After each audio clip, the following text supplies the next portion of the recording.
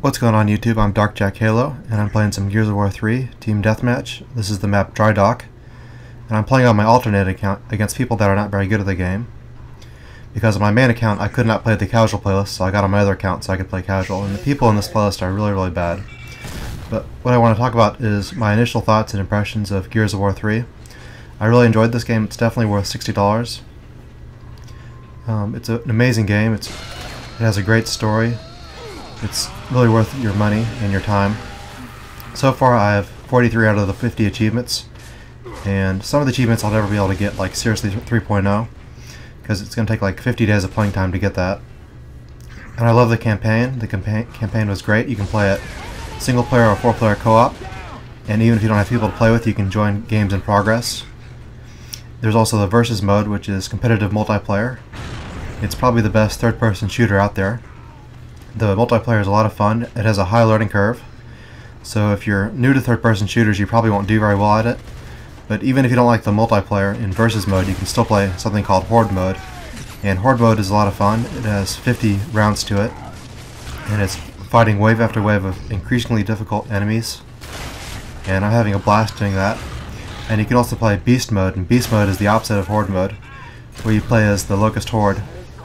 And if you want to see a more detailed review of this game, I recommend you go to the YouTube channel GameSpot, and they have a great 10-minute review of Gears of War 3. IGN also has a great review. And if you want to see a playthrough of the campaign, you can go to DSP Gaming, where he does a playthrough of the entire campaign. So right now in this game, what I'm trying to do is hold down the middle, because in Gears of War multiplayer you have to stay with your teammates. Gears of War 3 is a team-based game. If you don't stick with your teammates, if you don't control power weapons and have map control, you're not going to do well. Even if you yourself are a very individually skilled player. Gears of War 3 is not like Call of Duty. That's because in Call of Duty you can be a one-man army and you have kill streaks, and the guns kill people instantly. In Gears of War 3, people do not die instantly. You have to work together with your teammates and team shoot. So right now I'm using the sniper rifle, and the sniper is a great gun in this game. It's very powerful. It's a one-hit kill if you hit him in the head, just like that. See, I just got a hat trick. Because these kids weren't very good at all. So even though I do great this game, in other games I played on my main account I did pretty poorly, even with a great team of people who were already in the 40s and 50s.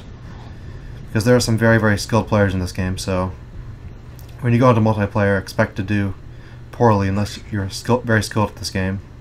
So it's going to take a while for you to learn the multiplayer, but this game is very accessible because there's also co-op campaign, there's Horde, there's Versus, and those are a blast to play even if you don't enjoy playing multiplayer. So I got this game just for Horde and for the campaign, but I'm also getting better at multiplayer. And so you can also play against computer-controlled bots in Versus mode to practice, but even playing against insane bots, the insane bots are not as good as the above average player you'll find in regular Versus. So now I'm using the Hammer Burst, and there are three main guns in this game: the Hammer Burst, the Retro Lancer, and the Lancer. And the two main secondaries are the Gnasher and the Sawed-Off.